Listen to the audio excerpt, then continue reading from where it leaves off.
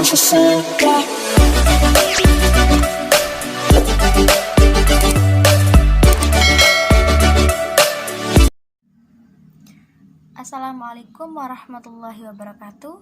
Saya Elviatus Salihah dari Prodi Ekonomi Syariah 3. Di sini saya akan menanggapi atau mereview kembali dari Bapak Dr. Abdul Wadud Nafis LCMBI, yaitu sekarang tentang inflasi dalam perspektif ekonomi konvensional dan Islam. Sebelum itu, mari kita bahas apa itu inflasi. Definisi inflasi menurut Budiono, inflasi adalah kecenderungan naiknya harga secara umum dan terus-menerus dalam waktu dan tempat tertentu. Maksudnya, di mana dalam suatu negara harga-harga itu secara keseluruhan, secara umum ataupun agregat itu mengalami kenaikan. Seperti contohnya sembako yang naik, harga sembako yang naik. Nah, dan juga harga-harga barang yang lainnya yang terjadi terus-menerus dalam waktu dan tempat tertentu. Nah, itu disebut inflasi. Nah, apabila barang-barang naik, apa yang akan terjadi? Barang-barang naik, maka nilai mata uang itu akan turun. Nah, itu inflasi. Selanjutnya ada macam-macam inflasi. Yang pertama berdasarkan sifatnya. Seperti inflasi menengah, inflasi menurun. Yang kedua ada berdasarkan penyebab dari inflasi. Nah, maksudnya berdasarkan penyebab inflasi itu seperti permintaan inflasi dan juga penawaran inflasi. Nah, disebabkan dari dua itu. Yang ketiga ada berdasarkan asal dari inflasi itu. Maksud berdasarkan asal dari inflasi yaitu atau itu berasal dari dalam negeri maupun dari luar negeri. Nah, itu macam-macam inflasi. Selanjutnya ada sebab-sebab inflasi. Sebab-sebab inflasi itu ada 3. Yang pertama inflasi permintaan atau demand pull inflation. Yang kedua ada inflasi penawaran, cost inflation. Yang ketiga inflasi campuran atau mixed inflation.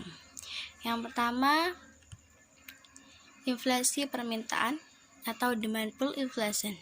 Inflasi permintaan, menurut penyebabnya, inflasi dapat terjadi melalui inflasi permintaan akan barang oleh masyarakat yang berlebihan. Nah, maksudnya di mana permintaan barang itu tinggi dan di mana itu tidak sesuai dengan persediaan barang, maka menyebabkan barang-barang itu tinggi, tidak sesuai dengan persediaan yang ada. Nah, itu disebut inflasi permintaan.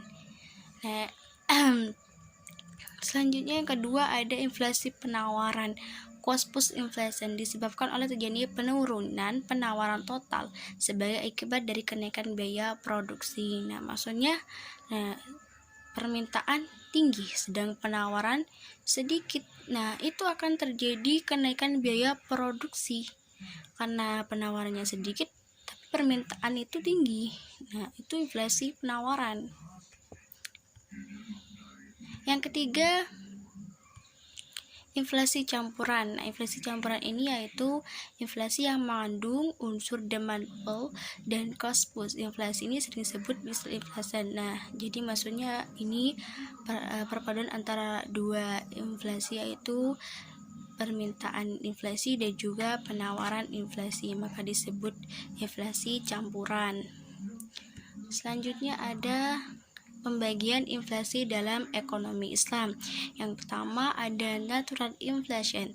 Nah, inflasi jenis ini diakibatkan oleh sebab-sebab alamiah yang tidak mampu dikendalikan orang.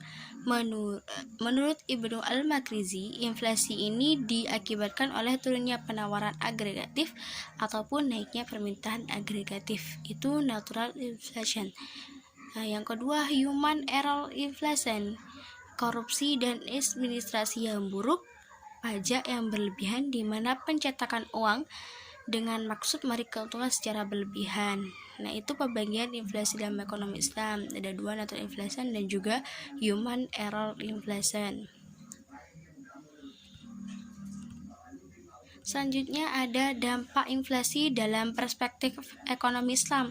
Yang pertama, menimbulkan gangguan terhadap fungsi uang, terutama terhadap fungsi tabungan, nilai simpannya, fungsi pembayaran di muka, dan fungsi unit perhitungan. Nah, itu yang pertama. Yang kedua, melemahkan semangat masyarakat untuk menabung. Itu dampak kedua dari inflasi dalam perspektif ekonomi Islam. Yang ketiga, meningkatkan kecenderungan berbelanja, terutama untuk barang-barang non-primer dan mewah. Nah, itu ketiga.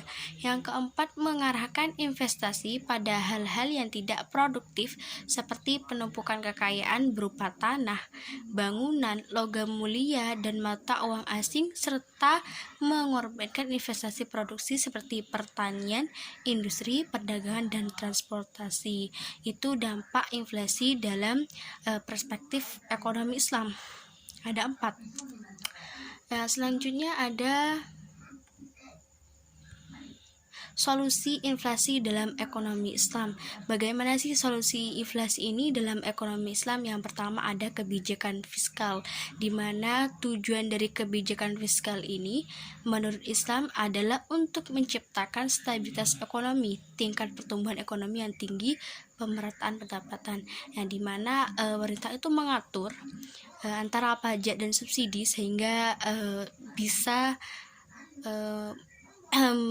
menjadi solusi tentang inflasi ini, yaitu kebijakan fiskal. Yang kedua, solusi inflasi dalam ekonomi Islam adalah kebijakan moneter. Bank Islam harus mengarahkan kebijakan moneternya untuk mendorong pertumbuhan dan penawaran uang yang cukup untuk membiayai pertumbuhan potensial dalam output jangka menengah dan jangka panjang demi mencapai harga stabil dan tujuan-tujuan sosioekonomi Islam. Nah, itulah solusi inflasi dalam ekonomi Islam. Baik, sekian dari saya. Apabila ada salah dari awal maupun akhir, mohon maaf yang sebesar-besarnya. Wassalamualaikum warahmatullahi wabarakatuh.